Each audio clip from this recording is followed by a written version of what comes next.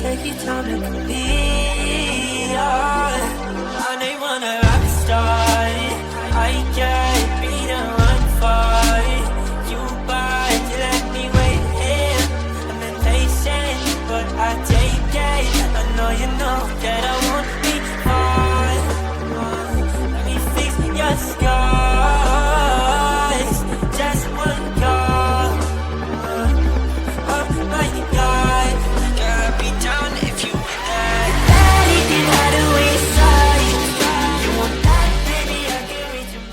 I want to welcome you to my YouTube channel, Observer of Anomalous Objects. My name is Dale Robinson, and I will be your host. You can find me on X at DaleRob62, on TikTok, Instagram, and Spotify under Observer of Anomalous Objects. We have a very special guest today, and I'm really excited. I have a man from the UK by the name of Philip Mantle. Let me just read a quick bio of him. Philip Mantle is a long-standing UFO researcher and author from the UK. He was formerly the Director of Investigations for the British UFO Research Association and was the MUFON representative for England. He is the founder of Flying Disc Press and can be contacted at philip.mantle@gmail.com, and that's all in lowercase. And so without any further ado, let me go ahead and bring Philip onto the stage.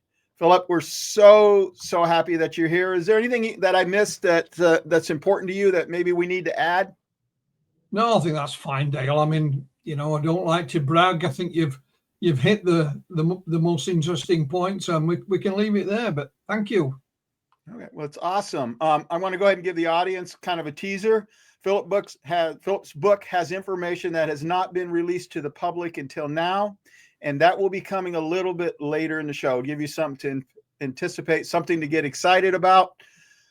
Philip, for those who are unfamiliar with this case, with the PASCAGOULA case, can you go ahead and walk us through what happened on that October night in 1973? Yeah, October the 11th, 1973. Charles Hickson, age 42. Calvin Parker, 18, almost 19. Calvin and Charlie's families grew up together. Calvin wasn't from Pascagoula. He lived in another place, you know, a couple of 100 miles away. But he was getting married in November, and he wanted a regular job. He was working all the hours that God sent. So his father said, well, why don't you ring Charlie up? He's a foreman in the shipyard. Might be able to get you a job. So he did. Charlie says, yeah, we're hiring. He got him a job. The idea was that Calvin would live with Charlie Monday to Friday, pay some lodgings, and then go home on a weekend, and everything worked out all right. Maybe when they got married, they'd move out that way. So October the 11th, 1973 was Calvin's first day at work in Walker's shipyard. He was a welder. Everything went fine that day. He didn't know the area. He hadn't lived there. He got a brand new car. So he's driving home at night, taking back to Charlie's, and both guys loved fishing. And it was Charlie who said, do you want to do some fishing tonight, son? Yeah, great. They had a bite to eat, got the fishing gear, went to buy some bait, and off they went. And Charlie's giving the directions, and he said, we'll go down by the river. I fished there many times before. And so they drive in, they pass a car that's parked up. They come to a no entry sign, and Charlie says, just ignore it. Don't worry. Calvin wasn't sure about that, but he took his friend's advice. They parked up. They tried one fishing spot, but they were infested with bugs. So they moved to another, which was an old pier from a little abandoned shipyard. So they're sitting on the edge of the pier with their rods in the water, and some blue lights came from behind them and went out across the water. Calvin thought, I knew we shouldn't have ignored that no entry sign. It's the police. We're going to spend the night in jail for trespassing. So both gentlemen looked round expecting to see a police car, but it wasn't. They saw this large football-shaped object descending with two lights on one end. It stopped about 18 inches, 2 feet above the ground, about 30 or 40 feet away from them. Then this opening appeared and this intense light came out. They had to shield their eyes. And out of this opening came 3 bulky-looking humanoid creatures, again, who never touched the ground. They seemed to hover across towards them. They were described as humanoid, but the head, no neck. They had pointed protrusions out of the side of the head and one out the front. They had pincer or mitten-like hands. Their legs never moved. They were stuck together. And they were described as having grey, wrinkly skin. They described it as like elephant skin. 2 got hold of Charlie. 1 got hold of Calvin. And they took him towards this thing in through the opening. Charlie went to the right, Calvin to the left. Calvin said he was placed on a transparent table that was at an angle. And this creature, he called the big ugly creature, stood to one side. And an item came out of the ceiling, about the size of a deck of cards, stopped in front of his face, went around his head a few times, and he could hear this clicking noise. And then it went back up where it had gone. There was no wires or nothing. And then Calvin heard a noise behind him. I mean, they were frozen, these two guys. They couldn't move. The only thing he could move was his eyes. And from behind him, another creature appeared who looked pretty much human. It was a female. And the only real difference was that she had long, thin fingers. She opened Calvin's mouth, put her fingers in, and it hurt. And he heard a message in his head saying, you know, we're not going to hurt you. I'm cutting a long story very short here. They removed his lower clothing. They inserted something in his foot. Calvin said it, and it hurt. Then he was redressed, placed back outside on the pier. Charlie, he said he was suspended. So he doesn't remember any bed or any table. He was just suspended in midair. And from the wall in front of him came an object that he said it looked like a big eye, about the size of a basketball. And that went around him that way, north to south a couple of times, back in. And that was it. He was placed back outside. He stumbled a little bit. His legs were a bit wobbly. And he said Calvin was stood on the pier with his arms out in front of him. And Charlie said he got hold of him. Said, you all right? You all right, son? And this thing was whoosh and gone. And both guys were absolutely terrified. And they chatted about what was the best course of action. And to begin with, they said, we're not going to tell anybody. Excuse me. They'll think we're nuts. So they go back to Calvin's car. Remember, I said Calvin had got a brand new car. And it was a Rambler Hornet. And when they got to the car, the passenger window, which was the one nearest to them, had been shattered. So when they opened the door, all the glass fell out. Calvin said it took him about 20 attempts to get it started, and he'd never had any problems with it. So they set off the intention of going back to Charlie's. And Charlie had a change of heart. He says, we've got to tell somebody, son. What if this thing comes back and does this to somebody else? What if it's an invasion? Charlie had been in the army previously and had fought in Korea. So they stopped at a local store that had a payphone, and they phoned Keesler Air Force Base, which is about 20, 30 miles away. Keesler said, we don't have anything to do with UFOs anymore. Phone your local authorities. So they did. And they got put through to the Jackson County Sheriff's Department. And they said, stay there. We'll send a car out. And they sent a car out to them and escorted them into town. And that's what happened. Incredible. Go ahead and get into some of the details of this event itself. There is a lady by the name of Maria Blair. So why was she at the river that night? Do you know why she was there? Yeah, but what happened was, down the years, Charlie would happily tell his story wherever he could appear on TV. He'd speak at your local church hall, anywhere. Calvin, on the other hand, wanted nothing to do with it. He only appeared occasionally at Charlie's, behest. But he was very, very traumatized by it. And Charlie wrote his own book, UFO Contact at Pascagoula. And that was published in 1983. I run Flying Dispress, and in 2017, I had the rights to republish the book. And I know Charlie had passed away in 2011, but I was looking for Calvin.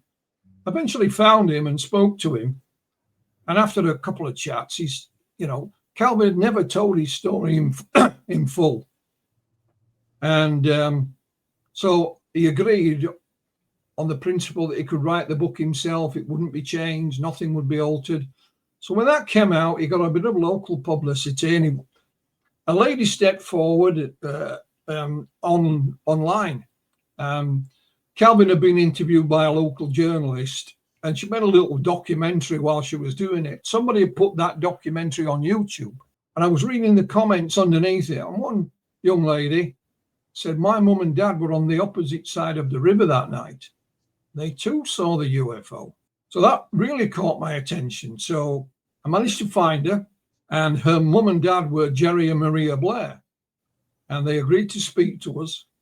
And I was the first to speak to Jerry and Maria. And later, my colleague, Dr. Irina Scott, took over the conversation. What they told us was that Jerry worked out in the oil fields. He worked offshore, and he was waiting for his boss that night. The little boat that they used to get out there was there, but his boss hadn't arrived. So he wasn't in the best of moods. He thought, I'll get some sleep in the car. We're waiting. And while they're waiting, Maria said, down the river came this blue light, this blue thing. It came down the river, stopped opposite them, seemed to be either looking for something or was lost. Now, Maria knew the area. She said, we knew there's no airport there. There's no helicopters there. It's just, And then they decided to put Jerry's clothes on the boat. Bear in mind, it's dark now. So they're walking along the pier. And Maria said there was a huge splash in the water next to her. And up out of the water came this grey man. And he literally stood nose to nose with her. And it went back in the water and didn't resurface. So this was about 9 o'clock-ish. She ran up to the boat and threw Jerry's items on the boat. And then she had to go back down the pier to get back to the car. Now, when she got back to the car, she says it was around about 12 o'clock. Where it should have, And she was very emotional when she was talking about this. And I said, why are you so emotional? She said, well, I could see something out of my periphery vision, and it just bothered her. So she met Calvin. The town, one of the charities in the town, raised some money to put a historical marker near to where the incident happened. They had official unveiling. The mayor came, and Maria and Jerry came along.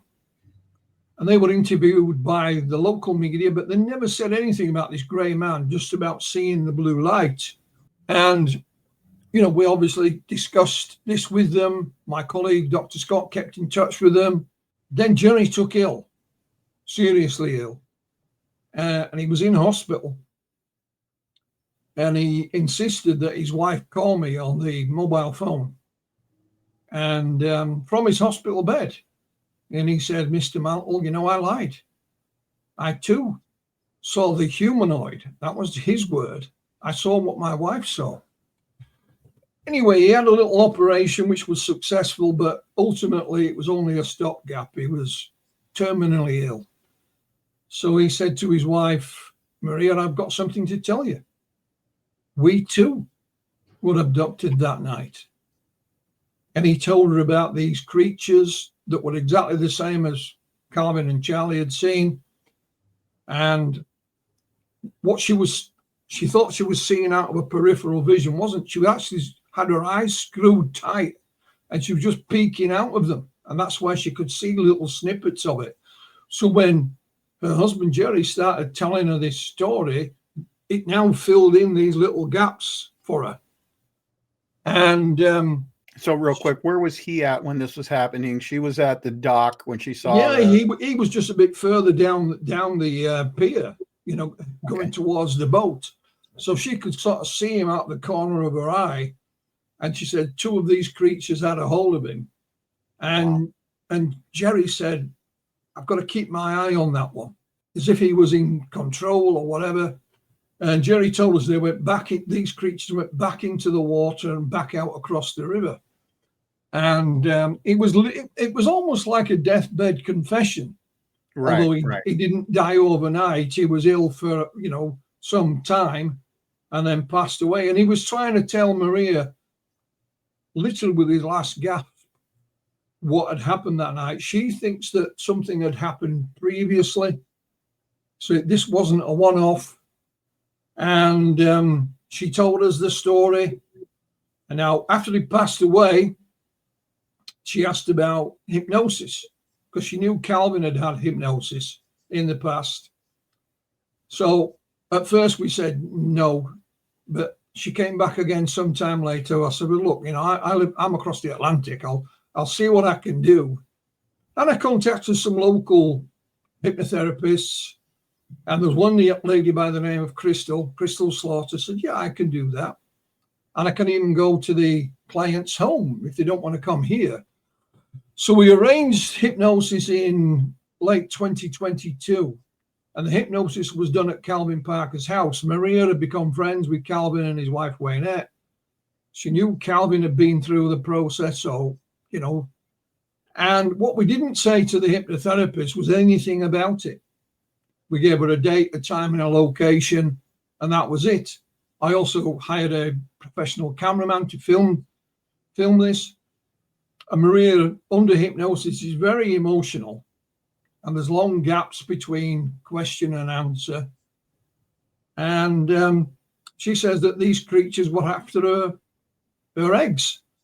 And ultimately what they wanted was to make beings that could walk amongst us unrecognized. And none of us were expecting any of that, you know. But that's what she said. I know the use of hypnosis is controversial, but it's what Maria wanted. It's not what we asked her to do. I was only happy to try and help. And that was it, basically. And she was very emotional after the hypnosis.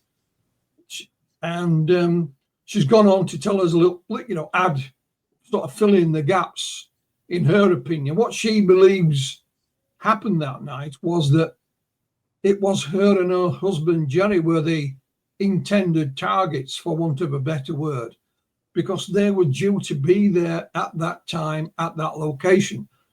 Charlie and Calvin only decided to go fishing on their way home from work. And she more or less said they were like collateral damage, so to speak. Right. I think maybe there's a couple things. The one thing about maybe why they had chosen her and her husband, Jerry, Maria and Jerry, is because it was a man and woman. So maybe they possibly took sperm from Jerry and they took the eggs from Maria, which would be common. I mean, that's what we hear over and over again. I might have an explanation, at least a possible explanation for the gaps during the hypnosis, because I've had hypnosis done to me. And when you're under hypnosis and you're remembering an event like that, what you see is overwhelming.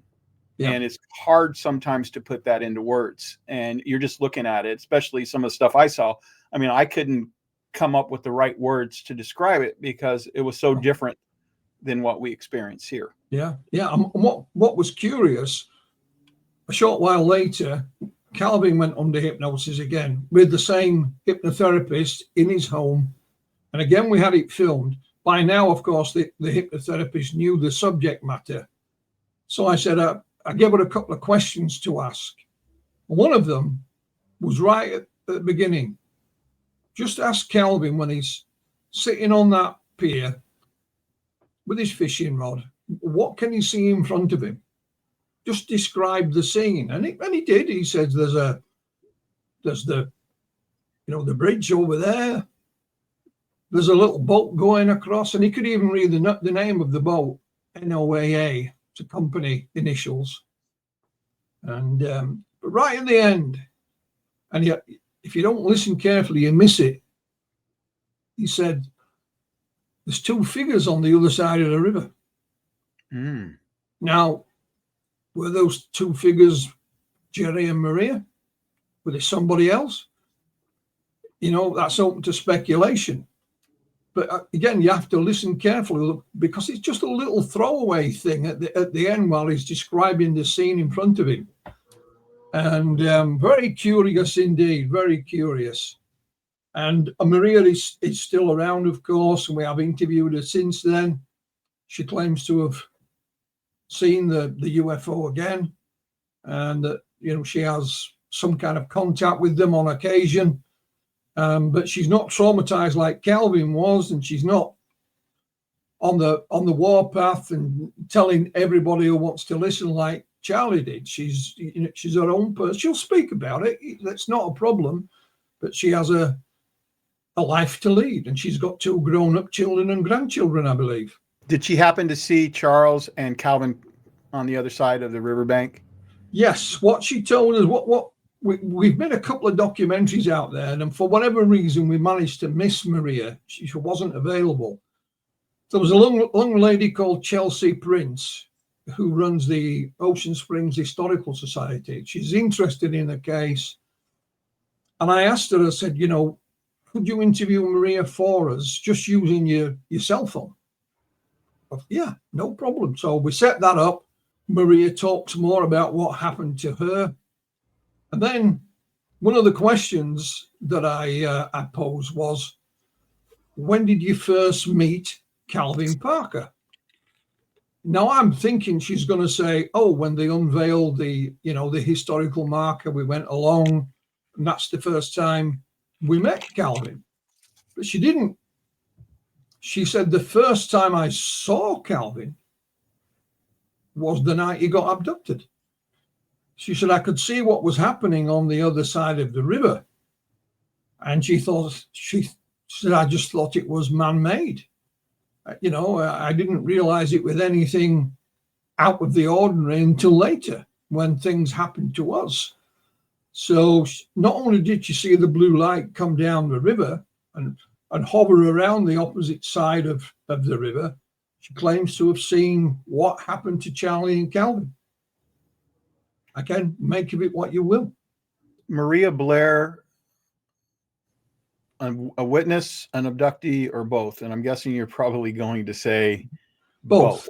Yes. Because she, you just answered, I guess, the eyewitness part. She eyewitnessed what was going on. She didn't realize, though, it was an abduction. Is that what you're saying? Yeah, she just assumed it was something men were doing on the other side of the river.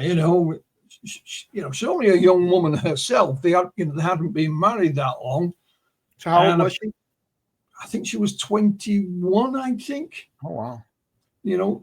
But they hadn't been, they were a young married couple. And she asked Jerry, why did you keep all this from me? He said, I'm just trying to protect you. That's all I was trying to do. I'm just trying to protect you. And even though he was ill, she said, she really gave him what for. You've got some talking to do, mister. You better tell me what happened. And he did. He did his best. I don't know what to make of it, Dale. We've published every word that she said. She was interviewed on a podcast here down the radio. I got a copy. I published all that so people can reach their own conclusions, Dale. Maria's not been wanting to go on television. She would have agreed to the interview, but the documentary we made, she just wasn't available. She has her own responsibilities. But she's not out there hunting it either. She's not looking for money or anything like that. And you can either believe her or believe her not. Yeah, I think that's with a lot of experiencers. That's the hardest thing about being an experiencer is so often it happens alone. In this case, there were multiple witnesses, but you know, it's just one of those things that the credibility of the person telling the story is so important, because if they're not credible, then you can dismiss them. But if they are credible, if they're, you know, people that don't make up stories, that are, you know, not in trouble, they've got a good reputation in the community, that's a little bit harder to dismiss someone like that. Yeah, and of course, Maria and Jerry didn't step forward. They didn't, you know, I had their daughter, it was their youngest daughter actually, wrote that little piece on YouTube. What is interesting about that, Dale, she wrote, my mum and, not exact words, but words to the effect, my mum and dad were on the opposite side of the river that night, and they too saw the UFO. But then she added a little bit at the end, but they were not abducted. So I asked Maria about that. So, well, we told our children about seeing the blue lights and things like that, but that's, you know, all we told them. They didn't mention this grey man or the humanoid, and it wasn't until Jerry took ill that he revealed more. And so it was, you know, and had she not written that, we maybe never have spoken to Jerry and Maria. Right. You know, because somebody said, oh, it's people stepping forward wanting their 15 minutes of fame. Well, I'm afraid on this occasion that's not correct. You know, right. It was just by chance that I read it. Yeah, it's interesting because I think back then it was okay to say you saw a blue light or you saw lights in the sky, but to go the next step and say you were abducted, you know, then people start looking at you strange, you know, and they. Yeah, well, I spoke to one gentleman. He'd witnessed something a couple of nights later, and I asked him about this. He said, I saw Charlie and Calvin story covered on 2 different TV channels. He said one took it fairly seriously, the other one just wanted to make fools of them. Right. So he said there was no way was I going to contact any member of the media, because I didn't know whether I'd be taken seriously or be made fun of. So he said it wasn't a risk worth taking. And of course, there were other witnesses in the area. We had a gentleman driving over the bridge, Mr. Anderson. And he said, I was there with my wife. We've been out for the night. And he said, as I'm driving over the bridge, it goes over the river. He said, I could see this blue thing. And as he went across, he said it dropped down actually below him. And he thought, whatever this thing is, it's so low, it's going to crash.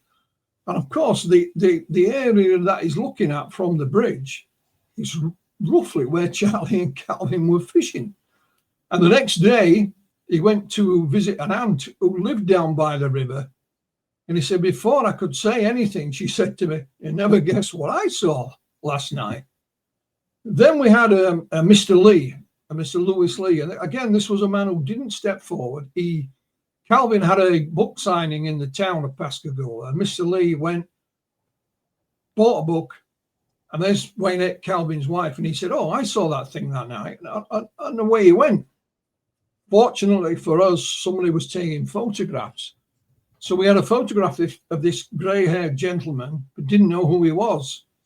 So I put it on social media, and someone contacted us, said, I know who he is. And I explained why we wanted to speak to him, and he agreed. Now, Mr. Lee was actually on the other side of the river working in the shipyard. And he was a crane operator. And he said, Philip, he said, my cab on the crane was about 10 or 12 feet off the ground.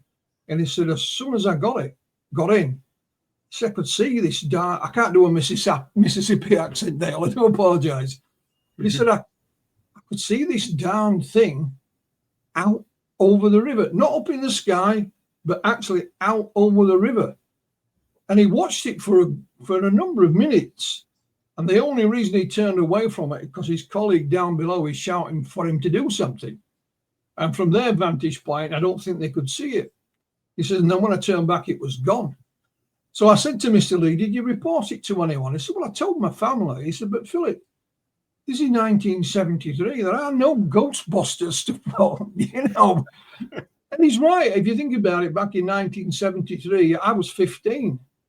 And there was nobody you could phone. So he said, I left it at that. And he only stepped forward and told us the story because we contacted him. And what was interesting, when we made the documentary, we actually interviewed Mr. Anderson. And he put on Facebook, being interviewed for a TV documentary today. Well, just a couple of lines. And one of the comments was from a lady by the name of Pamela Rayleigh Eves.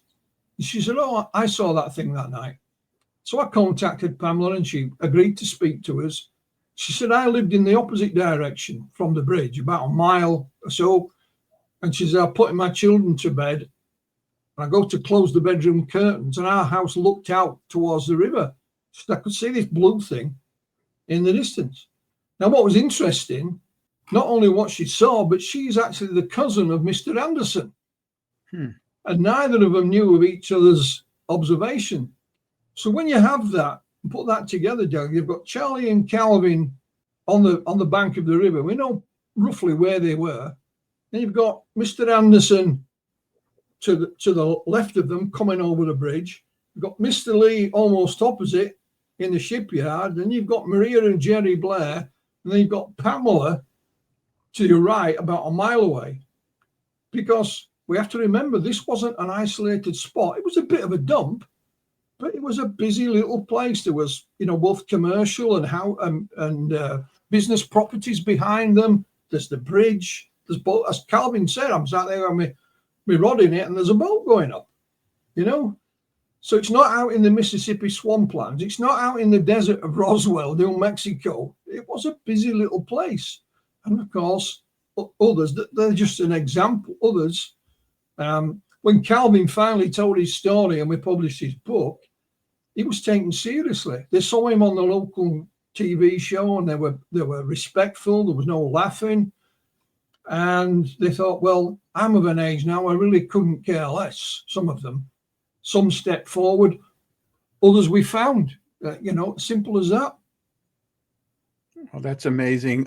What drew you personally to the UFO phenomenon and specifically to the Hickson Parker abduction? Yeah, I mean, as a young fella, as a teenager, I was always interested in all things paranormal. And I also loved astronomy, the space program. I was born in 1958. I read an astronomy book that had one chapter in it about UFOs, basically dismissing them, Dale, but that kind of piqued my interest. When I left school, I didn't really know what I wanted to do. I did a couple of jobs. But then in the winter of 1978, over into 1979, I worked in West Germany.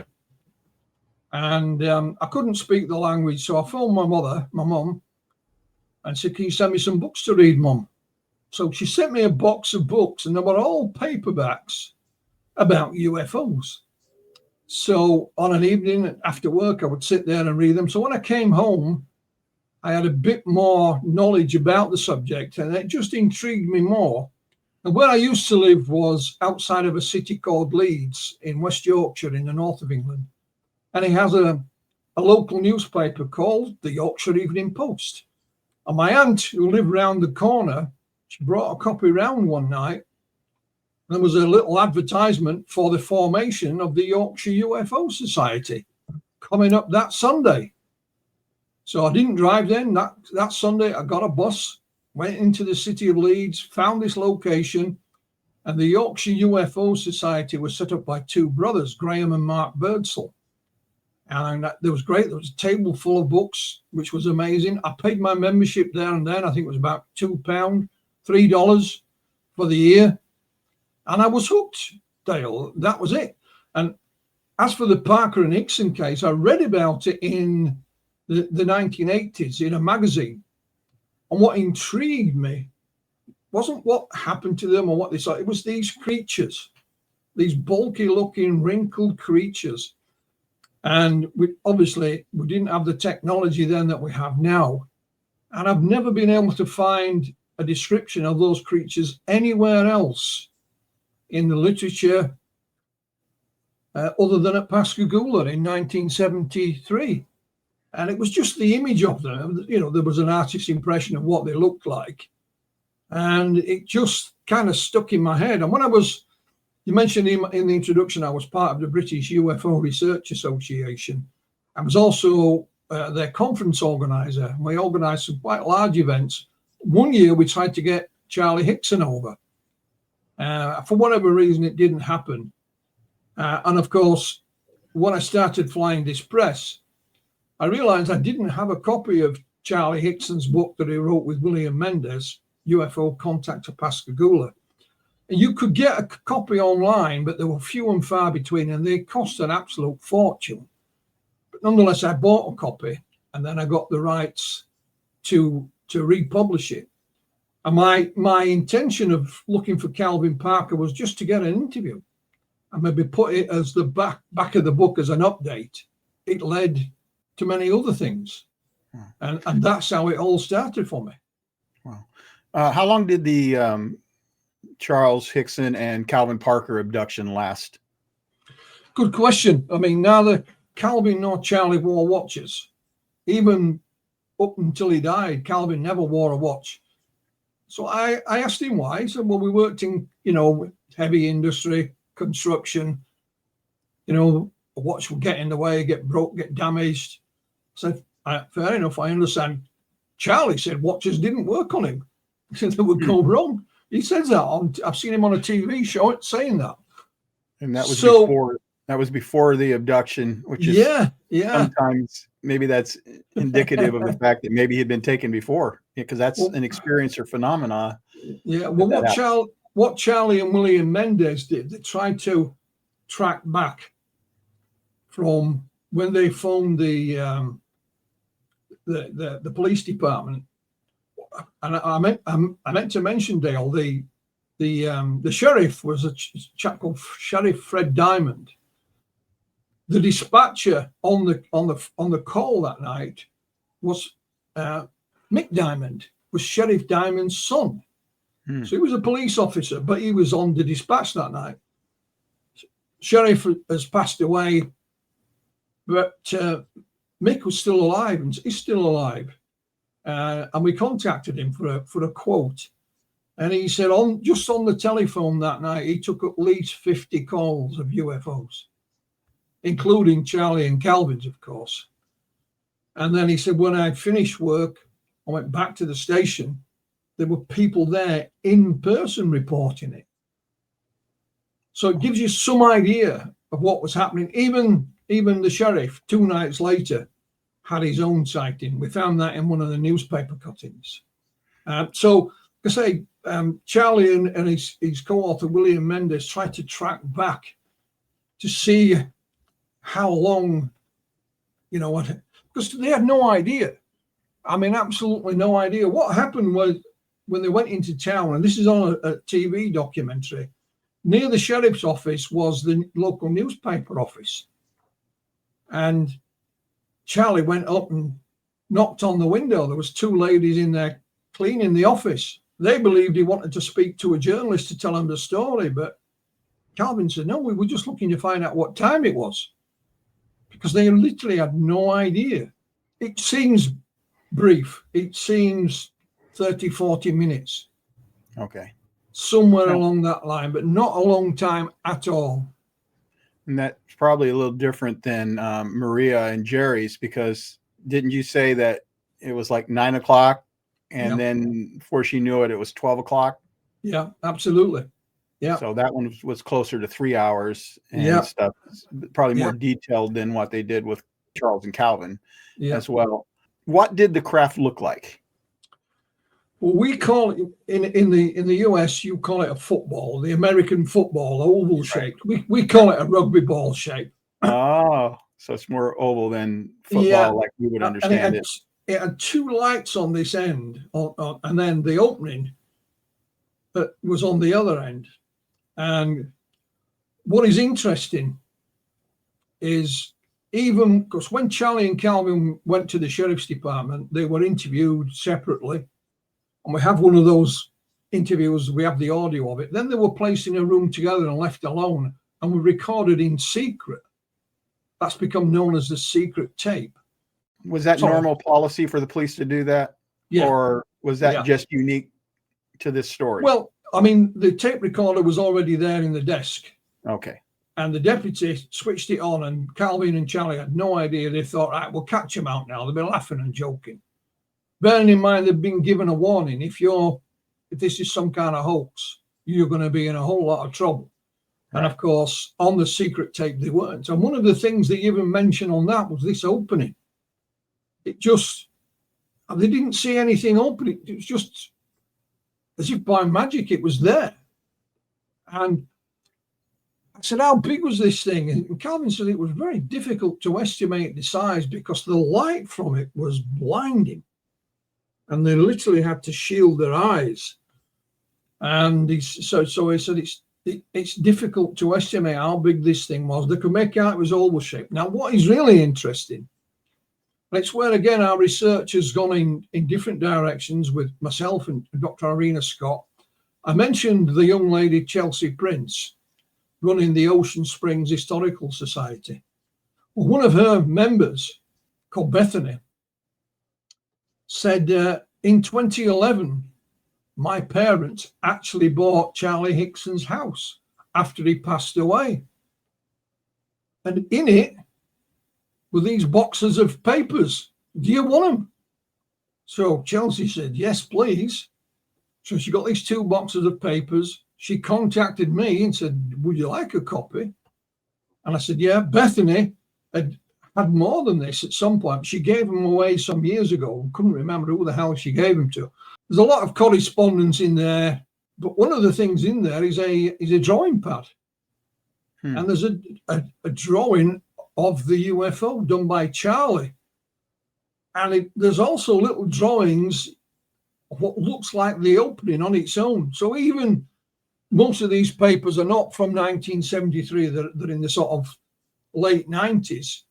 So even then, he's still it looks like he's still bothered by this opening because he's drawing it, and again, we released that for the first time in the new book. And there's some fascinating little snippets in there, that there was a gentleman who was a NASA physicist. He's telling Charlie in a letter, he said, at the time I asked my boss to look into this and NASA just refused. Simple as that. There's letters from Betty Hill to Charlie because they met, and various other people. There's well-known people as well as people just everyday Joes saying, I saw you on such and such a TV show and I hate the way they tried to make fun of you and things like that. But a fascinating little snippet. Yeah, let's set the stage a little bit. Because you mentioned Betty Hill. Betty and Barney Hill, they were abducted in 1961.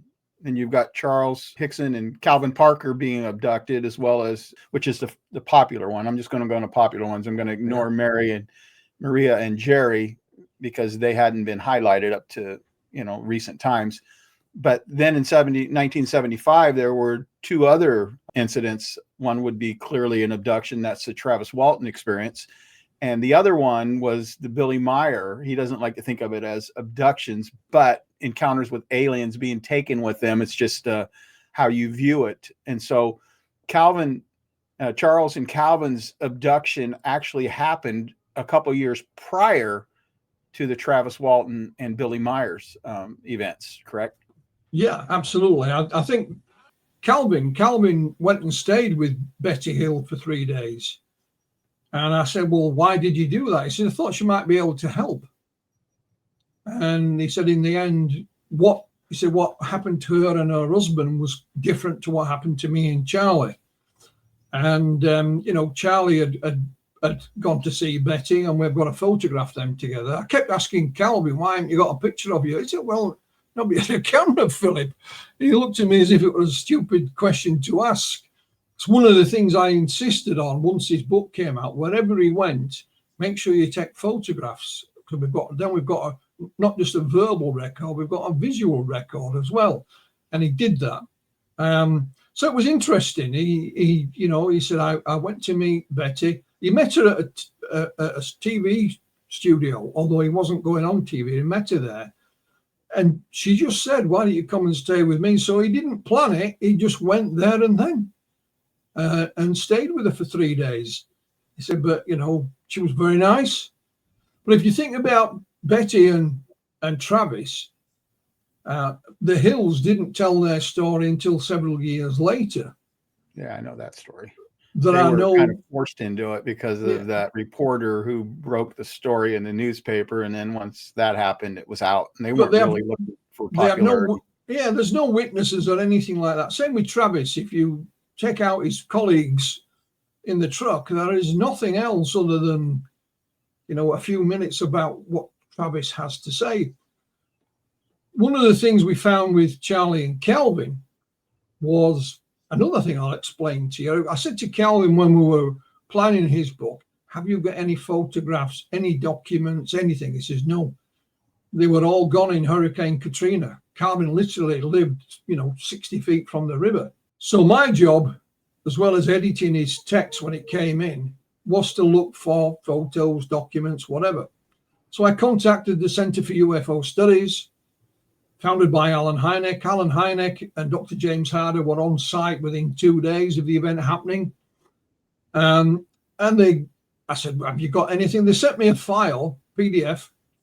In the middle of this file is a one-page typrint. It's written on the old typewriter, and it's dated October the 13th. You can see where it was dated October the 12th, and they've gone back and typed over it. And it says puncture wounds on it. And when you read it, it's just one page. It says that Charlie and Calvin stripped down to their underwear, and they were checked over, and there were, in inverted commas, puncture wounds in Charlie's forearm, in Calvin's foot. And it mentions some photographs, but there were no photographs. So I said to Calvin, who gave you the once over? Who did this? He said, it was Dr. Harder. He wasn't a medical doctor. I think it was a doctor of engineering or some such thing, but he gave him the once over. So we assumed it's him that wrote this piece. About a year or so later, the same gentleman at the Center for UFO Studies emailed me and said, Philip, I've been going through some files today. I wasn't looking for this. I assume you've got them anyway, but here you go. And it was the photographs to accompany that letter. So you see Charlie's forearm with these little marks on it and Calvin's foot. Now, when you go back and go over Charlie's encounter about how he recounts it, he said these creatures got hold of him and he felt a prick on his forearm. Calvin, when he says he's laid on this table, they stuck something in his foot. They took his lower clothing off and his shoes and socks, and they stuck something in his foot, and it hurt. So you have them describing this, then you have a written letter describing this 2 days after it, and then we have the foot. Now, these are not, laser-guided incisions. They're just minor injuries, but nonetheless, they are there. All right. And they are in the places where Charlie and Calvin said they felt something stick in them. Right. And I was absolutely stunned when I got these. I thought, I won't use the words that I said to myself, but it was, oh boy. And just more pieces to the puzzle is what you're talking about. Let's also bring back up the lady. I had a question for you about that, the female alien.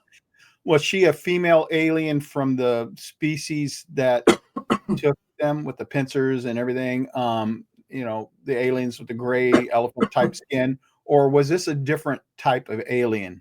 No, Calvin said she looked pretty much human. Human. Okay. So this is another species. But he talks about a mask. Mm-hmm. And I said, well, describe it to me. And this is Calvin's way of thinking. He said, well, if you saw this lady in a bar, you'd buy her a drink. In other words, she looked attractive. She was a female. He said her hair was at times looked like a purple color. He wasn't sure that was the original color. He believed it was because the lights. He said that the light was coming out of the paintwork on the walls. This intense light, and he thinks her hair was more of a lighter color. But once the light went through it, it changed how it looked. And she wore a blue one-piece, suit. And he said you would not have noticed any difference apart from the fingers, where the middle fingers were long and thin. And that's what she put. She said she put my chin down, which opened my mouth, and was able to put her finger in. It was so long she could go up into my nasal cavity, and he said it made me choke. And that's when he got the message in his head. You know, we're not going to hurt you. So it was telepathy then that they. Yeah, well, call it that. Yeah, call it that. Yeah. Okay, because that was my next question: is how did they communicate? And so she communicated through what could have been telepathy. That's what a lot of people might call that. You know, in your head. Here's I think an important question, and I'm guessing I know the answer to it, but what's your conclusion about the truthfulness of Hickson and Parker's claims? Well, me personally, I can't find anything that would detract from their statements. You know, both men were affected in different ways. Charlie felt that this was important, that the world should know about it, that these beings were going to help mankind in some way. Calvin, on the other hand, was traumatized by the event. Within a couple of weeks, he was in hospital, you know, shaking. I mean, literally said one night I started shaking. I just couldn't stop. And his brother, Ricky, took him to the hospital. And he wanted to get away from it. I've often described Calvin a bit like the TV series The Hulk that was out in the 1980s. You know, the Hulk used to change, and they were chased by a journalist, and they moved from town to town. Calvin did that in real life with his wife and children.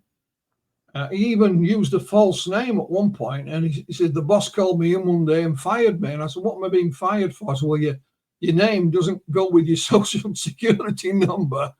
What a lot of people are not aware of it, about just short of a year after the event, Calvin even joined the Marine Corps.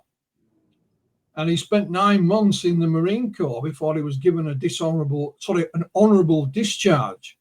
And in the new book, Pascagoula Uncovered, I have all of his military records published in there for the first time. We're coming to that. Yeah, so he just wanted to get away, and he, you know, that was to the extent he would join. I mean, I think the Vietnam War was still going in 1973, although it was coming to an end. Of course, he could have ended up there.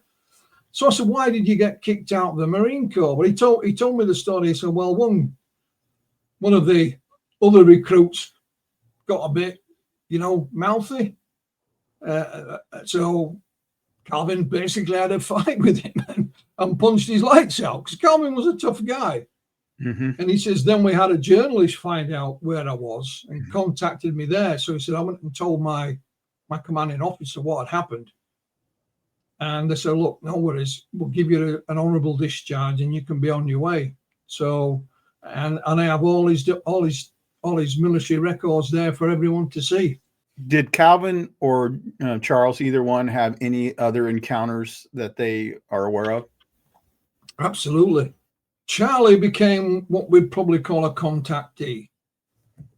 He had, on occasion, messages that he believed from whoever was controlling these beings. And the message was that, you know, we're going to help mankind, and Charlie would be part of it. Calvin had another encounter in 1993, and he was under hypnosis with Bud Hopkins about that. And after Calvin passed away, I found a self-made video interview that Calvin had done, and he talks about another encounter in 1992. And he'd never told me anything about that. I found it quite by accident. Of course, during our research, we found that Charlie had also been under hypnosis with Bud Hopkins in the 1980s, a few years apart. And we have the tapes of that. We have Calvin under hypnosis with Bud Hopkins in 1993. We have the tapes of that. What is interesting in those instances, both Charlie and Calvin talk about two other little incidents that happened when they were young. But with Calvin, not Charlie, but with Calvin, on each of these occasions, so we're talking about two when he's young, one in 1973, one in 92, one in 93. The common denominator is this female. She's there throughout. Wow. And yeah. That's amazing. Because seems to be that way a lot of times when people talk about the Greys and maybe Nordics are with them or some other species. The Greys tend to be the workers for most of the stuff that I hear. And it sounds like whatever these beings were, which one of the questions I was going to ask, but I don't have to now. These were unique, though, compared to the Greys. Everybody's seen the Greys, and other species. But whatever Calvin and them encountered seems to be specific to that one area. And I'll say this as well. It seems like these aliens were fishing too, because they were humans. What is interesting, almost from the very outset, Charlie and Calvin said these big ugly creatures, that's what Calvin called them, said they seemed to move as if they were mechanical. Oh, okay. They never made any noise. They couldn't hear them breathing. And that was right from the get-go. Again, our research led us to great assistance from David Marler in the States. He runs the National UFO Historical Record Center in Albuquerque. And of course, Dr. James Harder was there within no time. And he belonged then to the group APRO, Aerial Phenomena Research Organization. They were one of the biggest UFO groups at the time. APRO sent him down there. The APRO files, APRO finished some years back, but their files were held by a chap, and nobody could get access to them.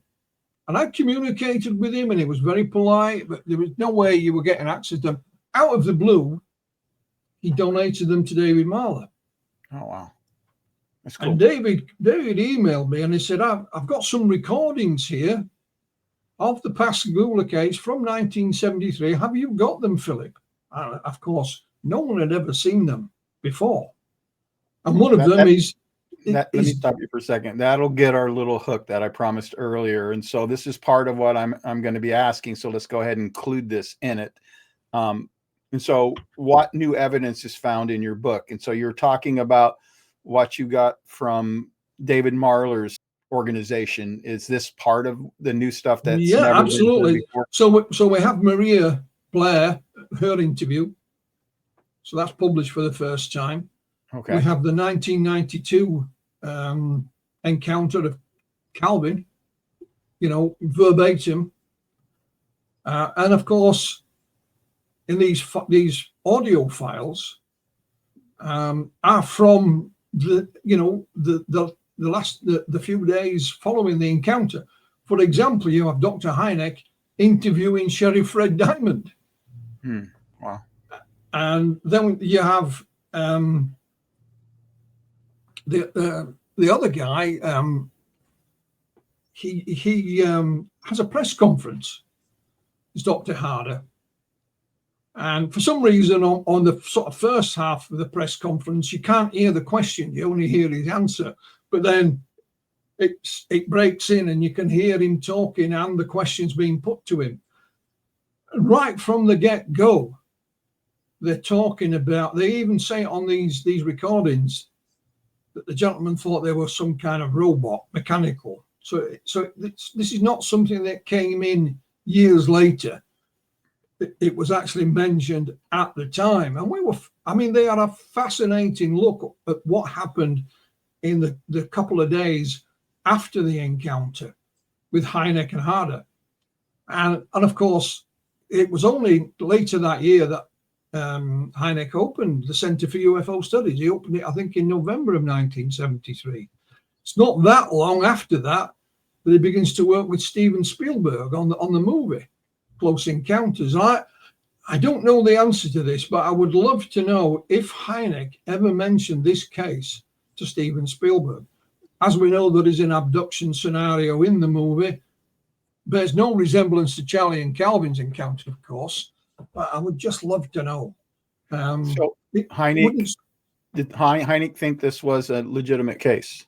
Oh, absolutely. I mean, he held a press conference before he left, and he said, these gentlemen have had an encounter, period. He wasn't going to go into any detail if he thought what that encounter was or wasn't. And he said they should be treated with respect. And Harder had no doubt about it whatsoever. none. And some people said, oh, well, you know, later Hynek sort of moved away from it somewhat. Well, no, he didn't. Well, you know, a gentleman in Canada found a recording of a lecture that Hynek gave to a bunch of students. And in this, it's all recorded. And I published that some time back. But you hear Hynek mention this case, and he's still talking about it. And of course, Hynek's son, Paul, became a friend with Calvin. And in one of the documentaries we made, we couldn't get to see Paul in person, but Calvin has him on the mobile phone, and you can hear him talking. And he asked him that question, you know, what did your father think about this case? And he said, you know, my father thought it was entirely credible, and would even think more so now with all these other witnesses coming forward. So Hynek didn't move away from the case. He just moved on. You know, that case was over and done with. He got other things to do. Well, it's one of those things where as time goes by, you know, people get their own opinions, and pretty soon their opinions become fact. Now, one of the challenges that I see, you know, even being an experiencer, is there's a difference between the event and the interpretation of the event. And you kind of see that with Charles and Calvin. One of them wasn't as traumatized, Calvin was traumatized, whereas Charles wasn't, at least to the same degree. And we see that a lot. So it seems like a lot of it is how you take it in, on how traumatic it is for you, because you can have sometimes three people get taken and have basically three different views of the experience itself. And then the details, because even with mine, I mean, you can start to interpret what it means. So I always, myself personally, I try to focus on the event itself, and I listen to the interpretation, but I don't put it at the same level I do as the things that are fact. You saw a craft, fact, there were so many beings, fact, it happened on this day, it happened at this time. And then the way the mind tries to make sense of it may or may not be accurate. And so I try to calculate all that in as I listen to a story, and even as I try to understand my own. Let me ask you a question. Sorry, go ahead. You try and rationalize it. Right. And this is what Maria was doing when she sees this blue light come down the river and go across and sees this thing there. She's trying to make sense of it. And her rationalization said to her, this must be it's men doing this. You know, she had no interest or knowledge about UFOs or science fiction or anything like that. So her way of rationalizing it at the time was it's men. Then, of course, the story came out, and she saw Charlie and Calvin, I don't know if it was on the TV or in the newspapers, and thought, oh boy, that's what we saw. You know, and she kept her mouth shut because her husband told her to, you know. But she tried to rationalize it. She tried to make sense of it first. It was only later she couldn't. Right. What inspired the title Pascagoula Uncovered, and what makes this investigation different than earlier ones? Well, this is the third of the books. The first one I co-authored with Dr. Irina Scott was called Beyond Reasonable Doubt. And we got that simply by me watching a courtroom drama one night on TV. And they were saying we have to prove beyond a reasonable doubt that he's innocent or guilty. And I emailed, we had a working title for the book, Irina and I emailed her that quote. And she said, yeah, that's it. Because in there, there's the full story, there's our research, there's photos, some of which we've mentioned tonight. The next book was all of the hypnosis tapes. Every single one, I transcribed them all. And they're all in there. And actually on the audio book, there are some of the original audio recordings of the hypnosis. So you can listen to Charlie and Calvin telling the story while under hypnosis. Others have been narrated. And I thought that was it. You know, Calvin was, you know, seriously ill. We knew he was going to die. But there were still some unanswered questions. So I literally spoke to him 2 or 3 days before he passed away. Calvin and I became very good friends. We'd speak regularly on Skype and on email and so on. Not always about this stuff. We'd talk about what he'd done that day. You know, he still loved to fish. But there were some unanswered questions, and I was able to answer some of those. And then I found this encounter from 1992 that nobody knew about. I mean, nobody. I even asked his wife, Wynette, after he passed away, and she hadn't got a clue. And I sent her a copy of the book, by the way, and she hasn't said anything, so it must be okay. And so it was, and then we've had the audio and the files from the lost in inverted commas APRO files. I mean, one of the things that hit the headlines at the time was Charlie had a polygraph in late, I think it was late October, early November. Now, the arch debunker at the time, of course, was the late Philip Klass. And he tried to make out that the guy who had done the polygraph wasn't qualified to do it. And he came from New Orleans. And his argument was, well, why didn't they use some local guys? And I have Philip Klass's whole file on Pascagoula. And he actually interviewed the guy who put Charlie through the polygraph. It was called Scott Glasgow. And when you look through the file, he's not trying to do any research. He's just trying to find some muck to throw, you know. The reason they used a chap from New Orleans and not local is that the two local ones refused to do it. The first one said, I'm not getting involved in anything to do with UFOs, full stop. The other one said, we only give a polygraph to people who have been, accused of a crime. Well, they hadn't. No, they haven't been arrested. So, and what it was, they'd been given the use of the shipbuilder's lawyer. They didn't need him, but they've been given, their boss said, you can use him. He was called Mike Kalingo. And it just so happened he knew a company in New Orleans that did polygraphs. And they would send someone, and they would do it for free as well. And he was quite skeptical with Scott Glasgow. He put Charlie under the polygraph 3 times. And 3 times he passed it. So we closed that. And what happened during lockdown, when the COVID pandemic was, I found the name of the company that Scott Glasgow worked for. Can't remember it off the top of my head, but it was still open. It was still going. So I contacted them. I actually, the old-fashioned way, I wrote a letter. And then we communicated via email after that. And they said, oh, he was, fit to do. He was qualified. He just didn't have his paperwork. They just were waiting for it being delivered. But it was qualified. But again, either way, if you pass a polygraph, they say, well, it's not admissible in court. But if you fail it, you're a liar. Yeah. So either way, you cleared that up. And other things that needed to be clarified. For example, on the bridge, it was a toll bridge. So the cars coming over paid a toll. And there was a guy in the toll booth 24/7. So the question was, why didn't the toll gate man see something?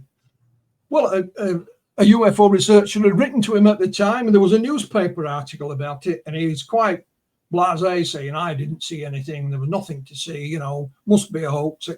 But when the UFO researcher got hold of him and wrote to him, he wasn't as blasé as that. It was basically, he was busy, at the time, he was busy doing something else, So it wasn't as cut and dried as you might imagine. So I've again, published all this, it's all there, you can see the correspondence for yourself.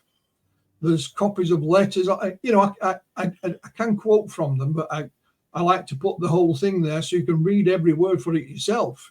Right. Well, the thing about Philip Klass and other debunkers like him is they start with the premise, it can't be true. Yes. It can't be true. And then they go on to try to prove why it can't be true. Instead of starting with an open mind, let's look at the evidence. Let's see where the evidence leads us. They don't do that.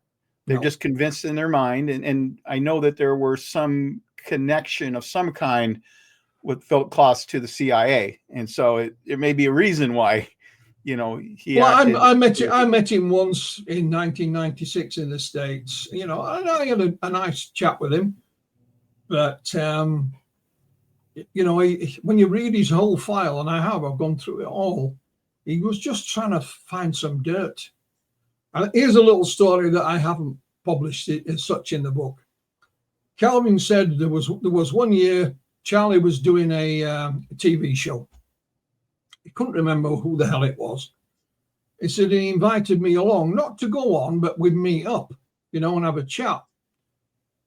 And this TV show had been organized by some journalist. So Calvin says, when I get there, the TV show has been cancelled. Charlie was supposed to go on TV, he said, with a scientist. It had got, you know, cancelled. So the journalist is trying to calm things down. He said, we'll go over the road and we'll have a bite to eat. He says, this fella comes along, you know, there's Charlie, and Calvin's calling him a scientist. And they sit down at the table, and it turns out this scientist, in inverted commas, refused to go on TV with Charlie. So Calvin said, why? He said, because he's lying. Now, it wasn't a scientist, it was Philip Glass. Oh. So yeah. Calvin, being the tough guy that he was, said, well, if you're calling him a liar, you're calling me a liar. And again, he said, if you call me a liar again, I'll punch you lights out. Simple. He said, I don't care if you don't believe me. That's up to you. You call me a liar, you're going to be in trouble. So Calvin said, we went home with no dinner that night, you know, but that was Philip Glass. Calvin thought he was some kind of scientist, but he wasn't, of course. Calvin didn't know him from Adam. But he said, Philip, he said, I'm not bothered if people don't believe me, but if they accuse me of lying, that's a different matter, you know. And that was his one and only encounter with Mr. Glass. Well, probably good for Mr. Glass. Let me move on to another question. Why do you think most abductees are returned to the exact location they were taken from or close to it? What, in your research, is there any reason that makes sense to you? No, it's not something I've looked at, or, you know, it's just one of those things.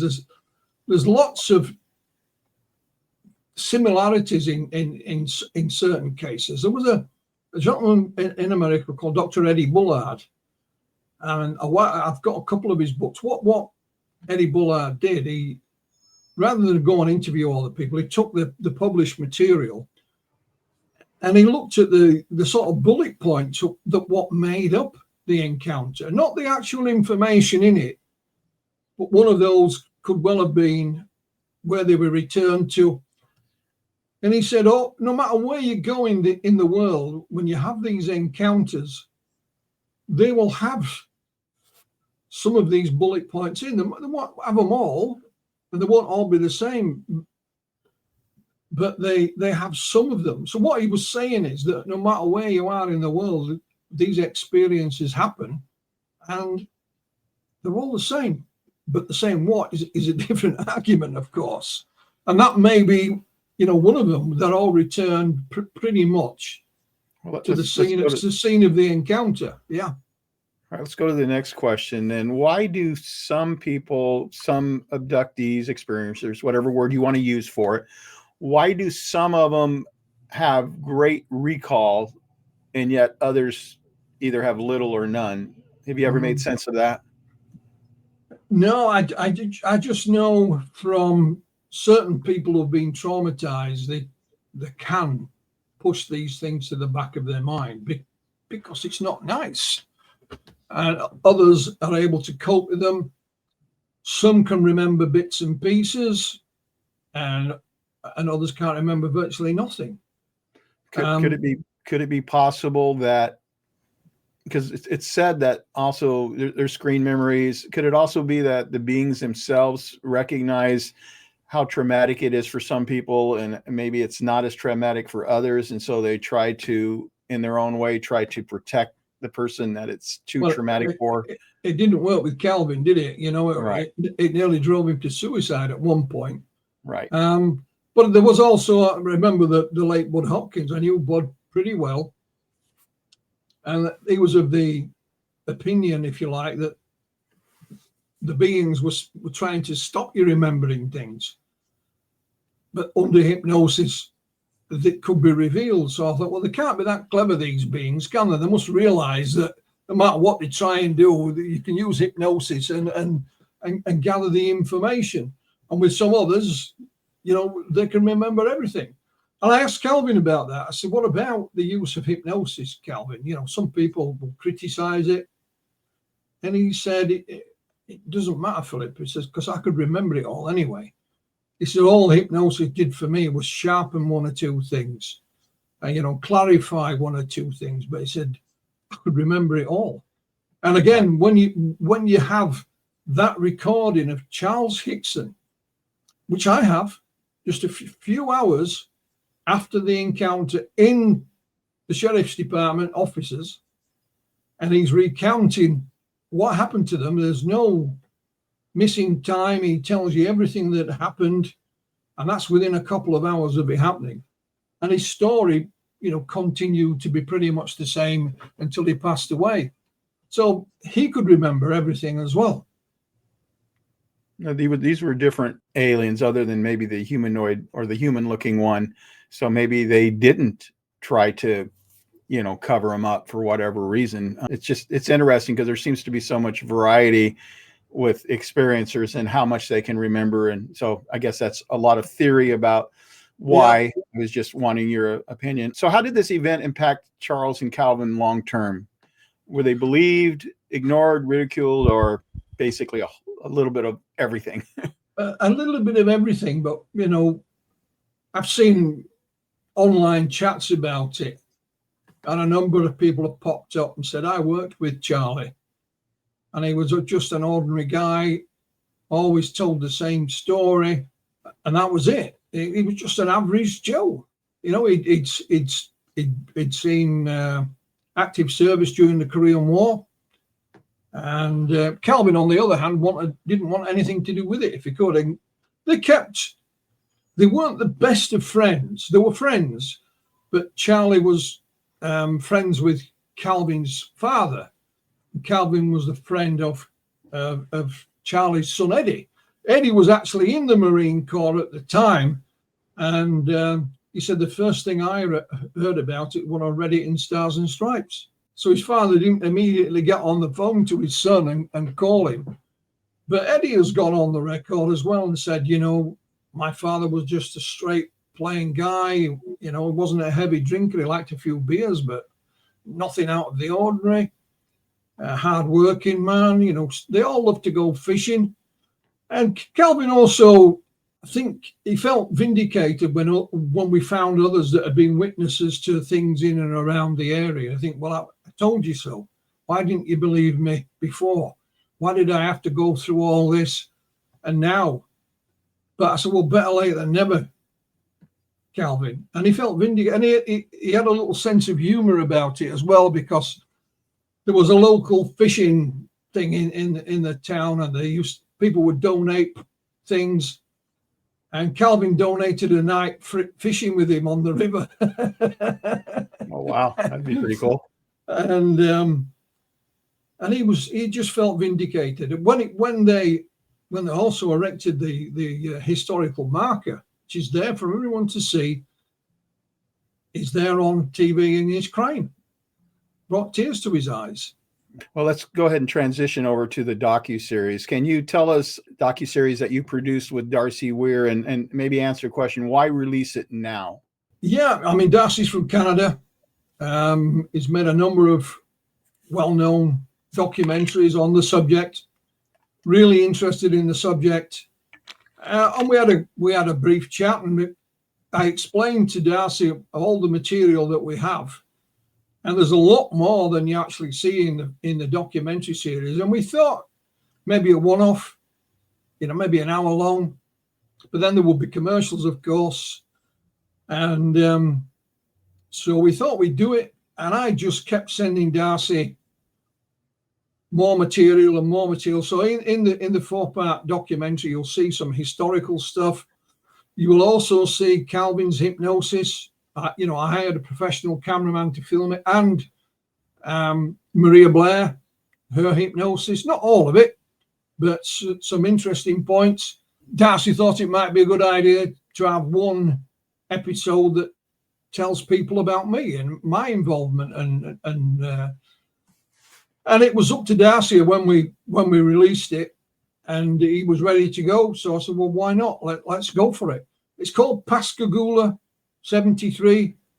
It's available on Amazon Prime. So if you're an Amazon Prime subscriber, it's free to watch. And even if I do say so myself, it's pretty good. Oh, yeah, sounds good. Darcy is a friend of mine, by the way. I've worked with him on an X Space, and we actually got to meet. It was one of those synchronicities where we were able to meet in Pasadena when I was there earlier this year in January, and so it was really cool to be able to do that. Let me ask you a question. You've been at this for a long time. You've done a lot of research. Do you believe that open contact will happen in our lifetime? Well, I remain firmly on the fence when we talk about what are the nature and origin of these experiences. What I know from my own involvement is that people do have these encounters. What they are, I have no idea. I mean, I've traveled, up and down the UK, speaking to people, one-on-one. There was a time when there wasn't this technology, of course. You either spoke to them on the phone, or you used to put a letter in the post, or you get in the car and go and speak to them. And I did that. And people from all different walks of life, literally. And I have no idea, Dale, what is happening to these people. Okay, you say the encounters. Let me just stop you for a second. You're not sure what to make of them. Are you talking about whether they're alien, whether they're interdimensional, whether they're possibly time travelers? Is that what you mean, or do you mean something else? No, that's exactly what I mean. Back in 1994, I co-authored my first book. It's called Without Consent. And I wrote it with a journalist colleague of mine called Carl Negatus. Sadly, Carl's no longer with us. And what we did in there was I would literally travel up and down the country interviewing people. We said at the end, these things happen, but even the people who had these experiences weren't sure what had happened. So I posed a question to them, not me, not Carl. So what do you think is the nature and origin of your experience? What the hell happened? Some were convinced that these were beings from another world. There were a few thought it was some kind of spiritual experience. One thought it was something military. And the others said, I don't know, Philip. That's why I thought you might be able to tell me. So even the experiences, the abductees, call them what you will, had their own ideas or not, as the case may be. And I thought to myself, well, if even they don't know, how the hell can I figure it out? So the way I looked at this as a research thing, Dale, was let's publish what we can, and hopefully it will add to the jigsaw puzzle, and maybe someday it may have already happened, but hopefully it will help the study of these experiences. I think what you just described is what we talked about earlier, and that is the interpretation. Yeah. It's not the event itself. It's like the interpretation of who the beings are, where they're from, and whether they're spiritual, whether they're not. And that's the part that I go, we've got to kind of look at that differently and realize that that's somebody's opinion on what it is. That's their interpretation of it. I'll give you this as an example. Like I said, I used to be a conference organizer. And one year we had, our main speaker was Whitley Strieber. And Willie put on a terrific presentation, and then there was a question and answer session at the end. And somebody said to him, are we making any progress? Are we finding out more? And Whitley's forgotten this. I told him about it. He can't remember. But he said, we're learning to ask better questions. And I thought that was very profound. And I think as we progress, we are learning we're learning more about the subject, about the topic. We're learning to ask better questions. So it's not as black and white. Like like the Pascagoula case, for years it was just Charlie and Calvin. That was it.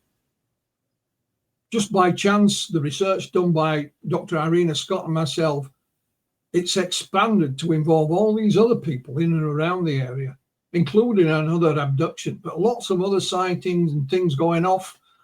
There was another missing time case that a lady we interviewed. So what I'm trying to say is, of this case, we asked those better questions, and we were very fortunate to find a lot of answers.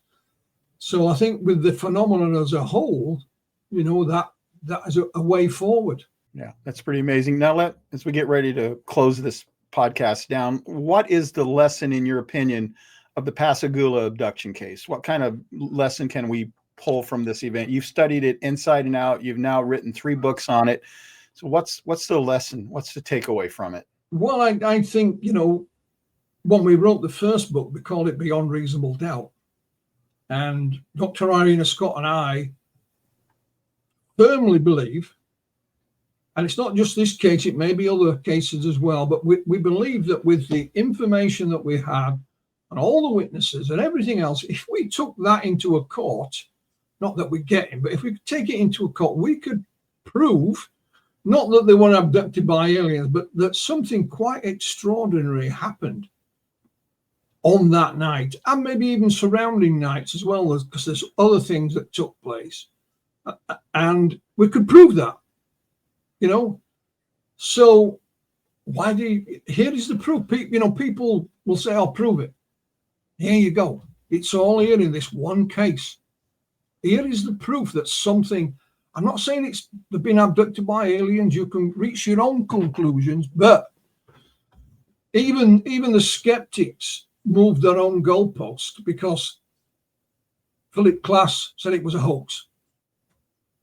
And then you had another guy, I can't remember his name, in 2013 wrote a paper about it, saying that it was some kind of psychological manifestation that both guys were experiencing at the same time, which is brilliant, really. And they both, you know, so even the skeptics have moved the goalpost. Right. Which I tried to explain that to Calvin. They were no longer calling it a hoax. So they had to come up with something else. Yeah, we have all this, Calvin. We have all this. And there you are. Like people talk about Roswell and what have you, but there's nothing you can put on the table. There's no pictures. There's no documents. We have it all. Even these little photographs of minor injuries, they are there. And they cannot be ignored. If it was a hallucination event, it was a mass hallucination event, because you mentioned all the other witnesses. You mentioned Maria and Jerry. Yeah, there was a British guy called Nick Redfern who lives in the States. Lovely guy, written a number of books, and he believed it was some kind of experiment by the whoever in the United States forces, that they were spraying some kind of hallucinogenic spray into the air. I think that's pretty dangerous near a motorway or highway bridge, and ships going up and down. You know, I don't think would they really do that? No, I don't think so. I don't think so. The extremes they will go to try to explain things away.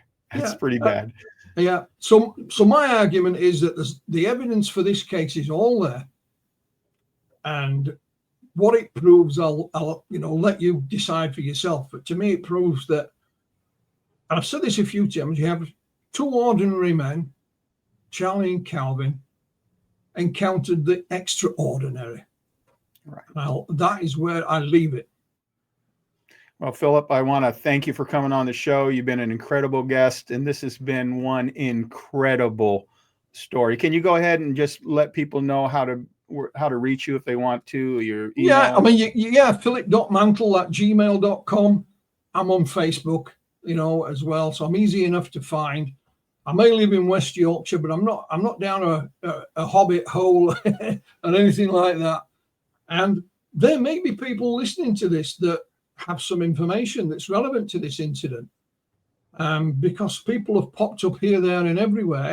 And if there are, please get in touch. We can speak in a confidential manner if required. some people may have some documents. They may have corresponded with Charlie. I remember written him a letter, and they've kept it all these years. And because a lot of this stuff that we found was just gathering dust. The recordings from the APRO files have never been heard anywhere before. So I can't produce the recordings, but I've got the transcripts of them. You can read it for yourself. Right. So more pieces of the puzzle may be out there, or more pieces to the story. Well, anyway. we have to remember Bethany and her boxes of documents that belonged to Charlie Hickson. She had more than that, and she gave them away, but she can't remember who she gave them to. So they are lying around as well somewhere, maybe. Yeah, and you have the copies of them anyway, right? I have copies of the ones she handed over, yes, but there is more to be found. Oh, wow. So somebody out there has those. Yes. They do. All right. Well, thank you, Philip, so much for coming on the podcast. I'm going to close it out now. Well, I want to thank everyone for watching this podcast. Just want to remind you, if you enjoyed it, and I sure hope you did, that go ahead and subscribe to this channel. Go ahead and hit the bell. That way you'll get notifications for the next video that's going to be coming out. In fact, my next video will be of Ivan Hanel. He's Lou Elizondo's lawyer, and that should be a really, really good interview. But once again, thank you so much.